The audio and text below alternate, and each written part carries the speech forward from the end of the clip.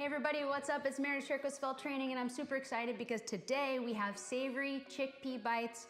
These are awesome, not a lot of ingredients, and it is the holidays, so everybody's looking for a healthy snack that we can have on the go and not have to worry about crazy holiday meals, so let's get into it.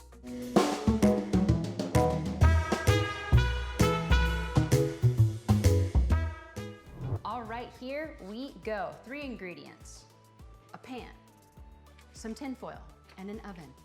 Dun dun dun. And that's it. Yay! Right?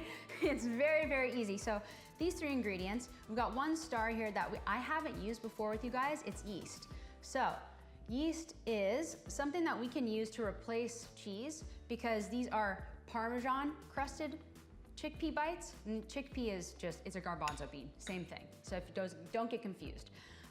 But yeast actually is gonna replace any kind of cheese we have. So if you have a cheese sensitivity, any kind of like lactose intolerance, great, because we can use about a tablespoon of yeast, and I'm gonna sprinkle that on in just a minute. Then we've got 2 tablespoons of extra virgin olive oil. You can use grapeseed oil, you can use avocado oil, whatever you prefer. Even you can even use coconut oil. I'm like, what's the one thing we always use?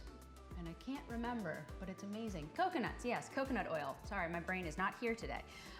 So we're gonna just have this 1 can of chickpeas drained. I'm gonna take the olive oil, I'm actually gonna mix it in now. So what you're gonna wanna do is, chickpeas are in water and you're gonna drain them, but the oil is going to allow the chickpeas not to burn, 1, and it's gonna help bind the yeast on top of those chickpeas. So just getting that oil, getting the beans coated, and then we're just going to lay them out on a cooking sheet. And there's gonna be a little bit of extra water and or oil on the bottom. You don't have to use that because it's probably not gonna be as great.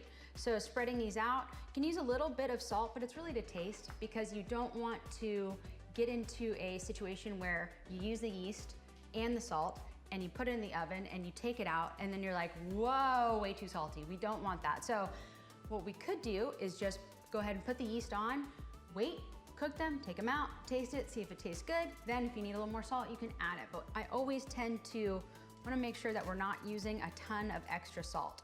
So 350 for the oven, put them in until they're nice and brown and crisp. And what I would do too is actually just maybe halfway through, maybe in 10 minutes, just kind of move them around to make sure they're not burning, make sure they're not actually singeing on other sides. And then you can add some more of the yeast to give you that cheesy flavor. And these are awesome snack. You can put them in an airtight container for 5 to 7 days, on the counter, in the fridge, wherever you are. You can take them on the go, you can take them in the car, put them in your kids' lunches, take them to work for a snack, whatever it is.